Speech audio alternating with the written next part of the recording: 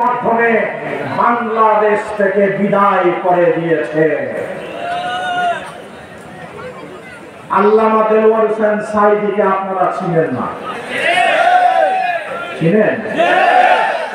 কোথায় তিনি এখন? এই মানুষটি তার জীবনে ৩৭টি বছর আল্লাহর কোরআন সামনে নিয়ে বাংলাদেশ সহ দুনিয়ার দেশে দেশে আল্লাহর কোরআন থেকে তাফসীর পেশ করেছেন। তিনি কোরআনের পাখি হিসেবে পরিচিত, ঠিক কিনা? আমার মনে হয় এই কোরআনের পাখিটি আজকে জান্নাতের পাখি হিসেবে জান্নাতে ঘুরে বেড়াচ্ছে। এই আল্লামা দেলোয়ার হোসেন সাঈদীর বিরুদ্ধে অভিযোগ করা হয়েছিল ৭১ সালে নাকি ফিরোজপুরে সুন্দরী যুবতীদেরকে ধর্ষণ করেছিল।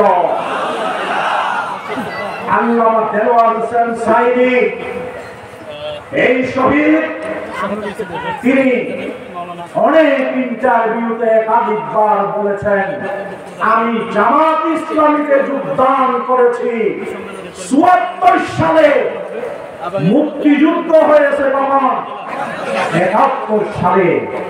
তাইলে জামাত ইসলামীতে তিনি ৭৪ সালে যোগদান করলেন।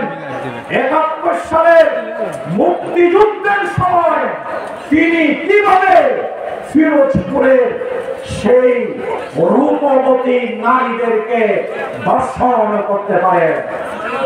তার বিরুদ্ধে মৃত্যুদণ্ডের রায় দিয়েছিল। গোটা দেশ ফুঁসে উঠেছে।